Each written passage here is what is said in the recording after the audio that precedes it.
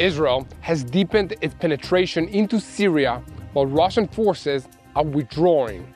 The Israeli Air Force is also continuing strikes on the strategic assets of the Assad regime, hitting weapons warehouses in the coastal city of Tartus and reportedly using munitions that have not been used in live combat before. At the same time, IDF ground forces are capturing and destroying large stockpiles of weapons and ammunition meant to be used against them. Meanwhile, Assad himself made his first public statement on Monday, declaring that I did not run away. Just as I did not abandon Palestine, I did not abandon Syria. Next door in Lebanon, the IDF is continuing to capture weapons, ammunition, and supplies that Hezbollah cannot afford to lose.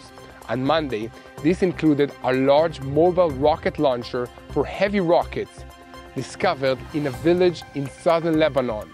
While all of this is happening on Israel's northern border, we cannot ignore the threats coming from the south. On Monday, a ballistic missile was fired at central Israel by the Iranian-backed Houthis in Yemen. Although it was intercepted outside the Israeli airspace, sources in the government have said it's time for the IDF to make a forceful response. However, the plans for this response have not yet been finalized, and meanwhile, United States forces struck Houthi positions in Yemen overnight on Monday. Finally, in the Gaza Strip, the negotiations over the release of the Israeli hostages are reportedly making progress, and the IDF has made the decision to send one of its strongest units, Division 98, back into the Gaza Strip to increase the pressure on Hamas to come to a deal. Hamas, for its part, is continuing to insist on the release of many terrorists with blood on their hands from prisons in Israel, but they're backing down on some other demands. We have a lot to talk about today, so let's dive into the details.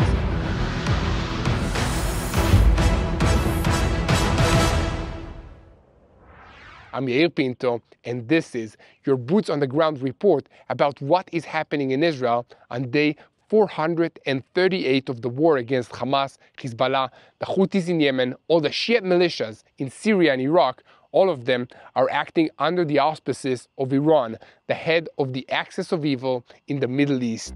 A moment before we begin, I want to invite you to press on the subscribe button if you haven't already, so that you remain tuned to the truth and never miss another episode of Boots on the Ground.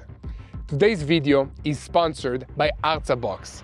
If you don't know Arza yet, please stay tuned, as later in this report, I'll explain how you too can enjoy the experience of having the Holy Land come straight to your front door. But first, as always, the news.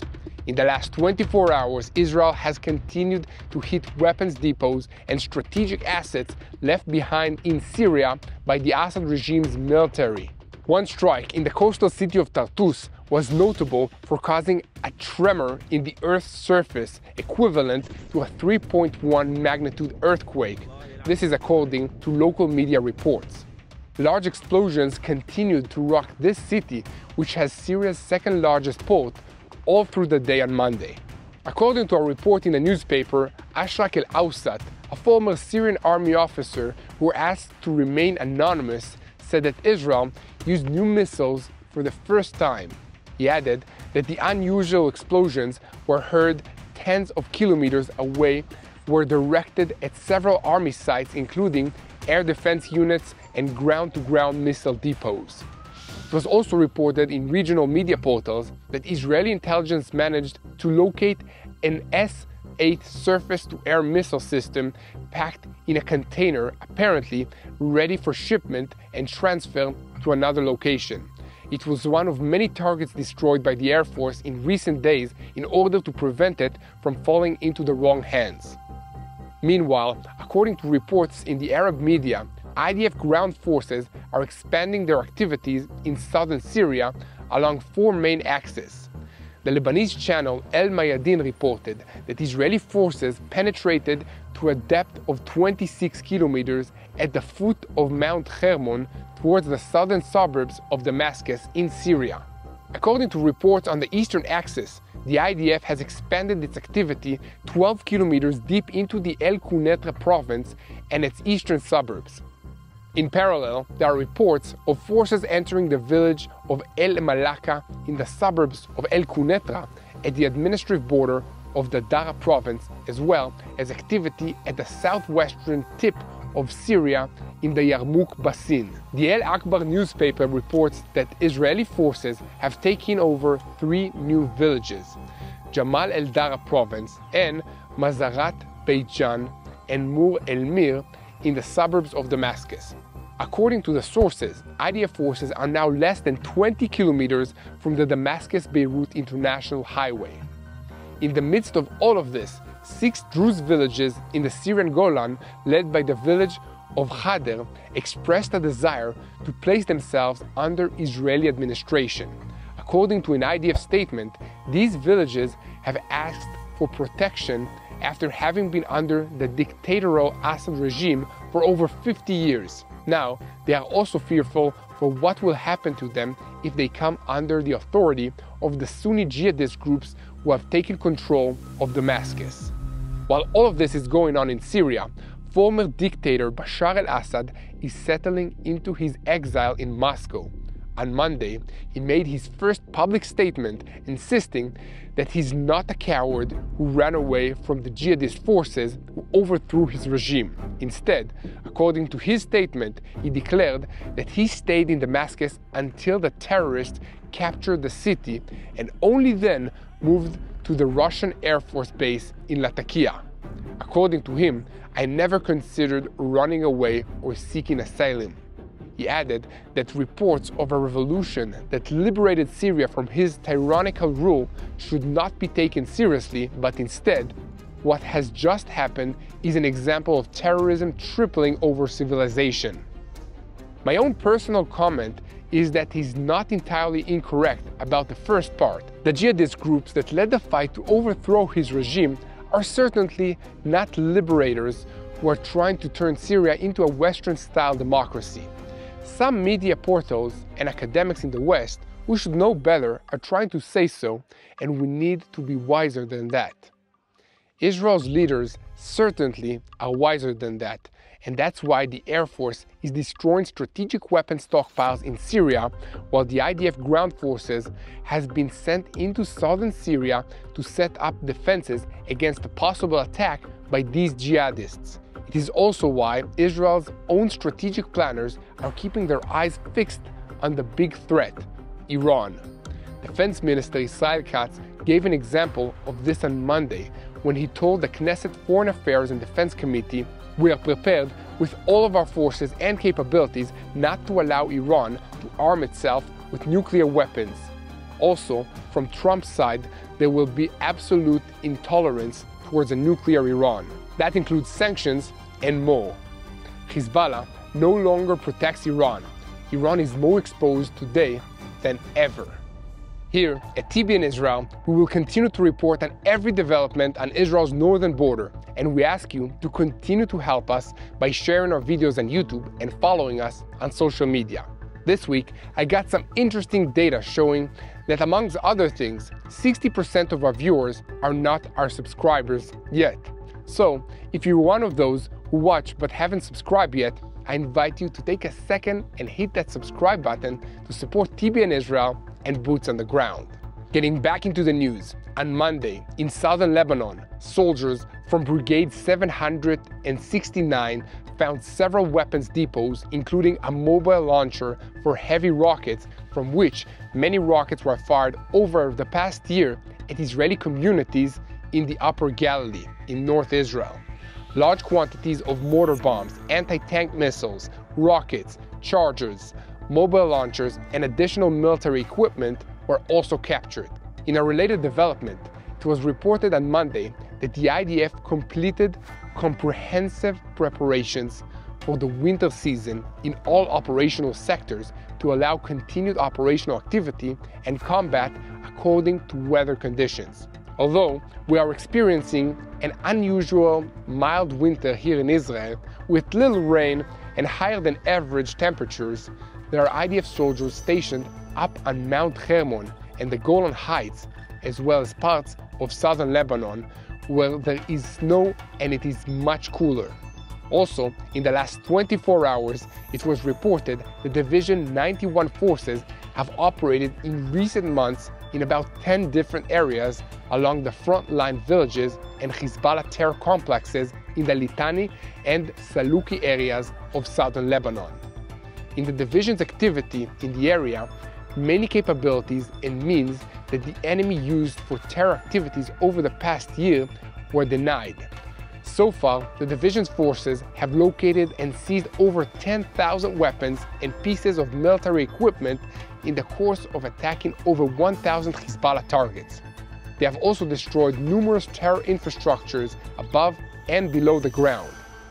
Speaking more broadly, we can say that the IDF has defeated Hezbollah's military wing, but still it has a political body inside Lebanon. But for the first time, residents of southern Lebanon, including many of the Shiite community that are considered Hezbollah's main support base, dare to file legal claims against the organization. The residents claim that Hezbollah used their homes, warehouses, and lands for warfare purposes without their consent or knowledge, including storing rockets, digging tunnels, and setting up launch positions near populated areas. The results of these actions were devastating. Targeted IDF bombings turned entire villages into heaps of rubble. Despite the very strong claims and mountains of evidence that supported them, most of the lawsuits have already been dismissed or stalled due to Hezbollah's control of Lebanon's judicial system and a lingering fear of that organization. However, this move signals a change. More and more Shiites from the south are publicly expressing frustration and anger at the organization that has long presented itself as their protector. At the same time, we're beginning to see the depth of the destruction in southern Lebanon. Tens of thousands of homes were destroyed, families have been displaced, and infrastructure has collapsed. In the midst of the severe economic crisis in the country of Lebanon, many are asking what victory is Hezbollah talking about. The residents see the direct harm to them and the heavy price they pay for Hezbollah's decision to attack Israel in support of Hamas following the October 7, 2023 massacre. Even inside Hezbollah, there are signs of crisis as the money has stopped coming from Iran. Pushback is increasing from other factions inside Lebanon, and the scale of destruction in Lebanon's south are all causing discontent. This harms the organization's ability to control the population as it did before.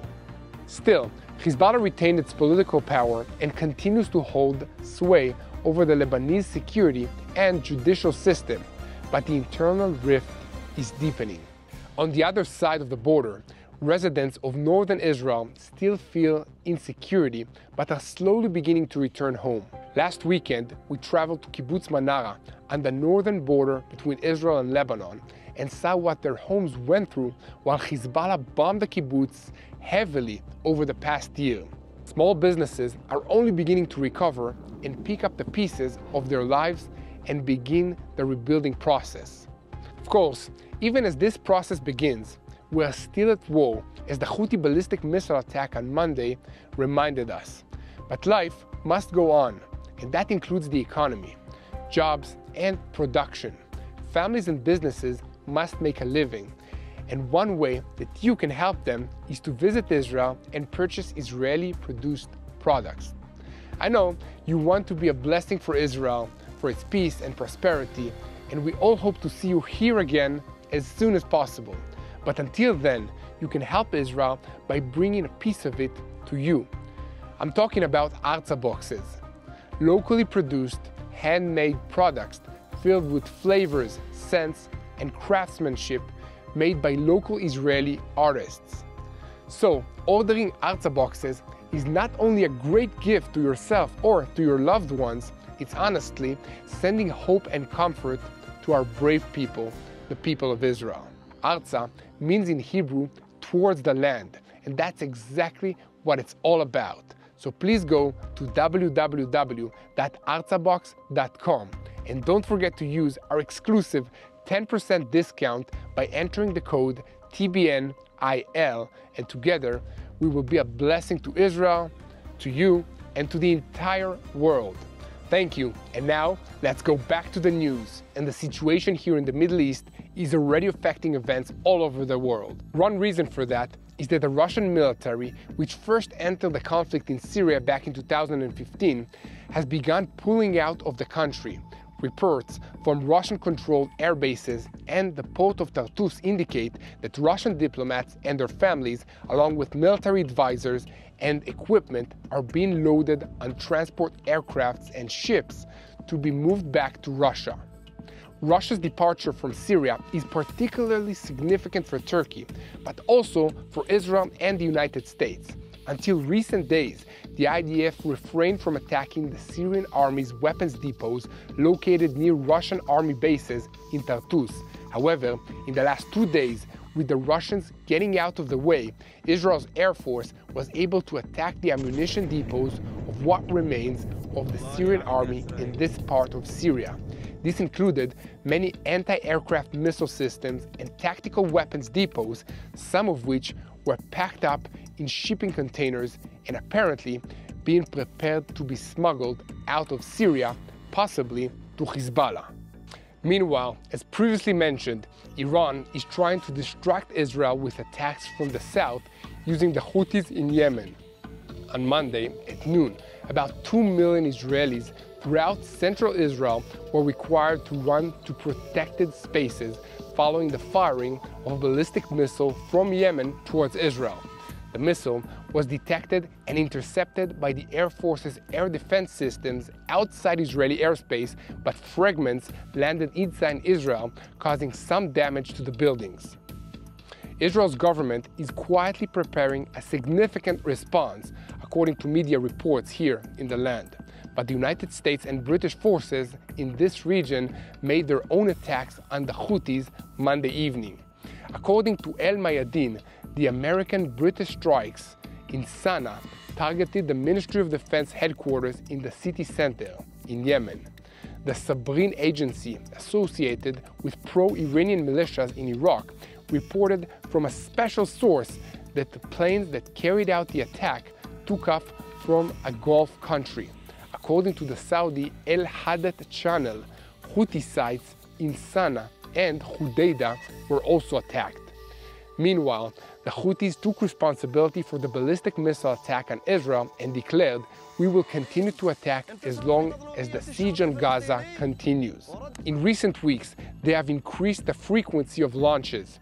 Drones and missiles launched towards Eilat, Yavne, and even central Israel, some intercepted and others fell outside the country's borders. Recently, a drone hit a penthouse apartment in the Tel Aviv suburb of Yavne, causing severe damage but no casualties. The challenge of drones and missiles from Yemen is complex. They fly low, evade defense systems, and manage to surprise. But the fact that most are intercepted outside Israel shows the alertness of the security systems and determination to protect the country's citizens. Despite the effectiveness of Israel's defenses, the Houthis have voiced determination to continue their attacks and are currently trying to lead the fight on behalf of Iran. Although their attacks cause little damage, they have an impact on Israel's economy, particularly tourism.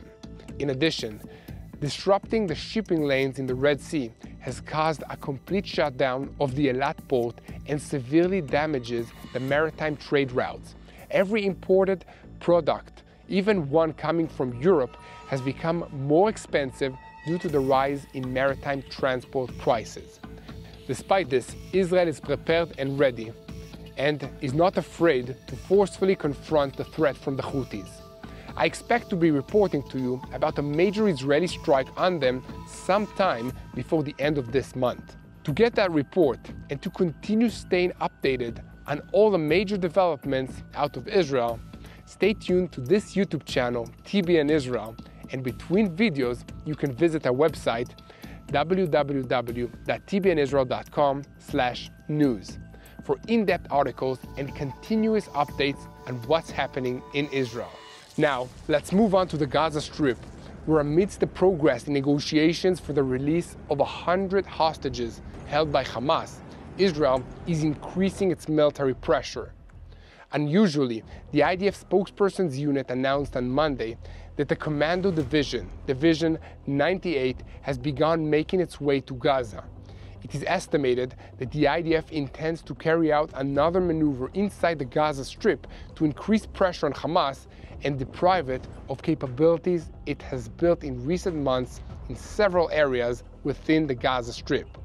According to the IDF spokesperson's Rear Admiral Daniel Hagari, forces of Division 98 completed their mission in the northern sector last week after about 3 months of prolonged fighting in Hezbollah's terrorist strongholds and the defense mission following the ceasefire agreement.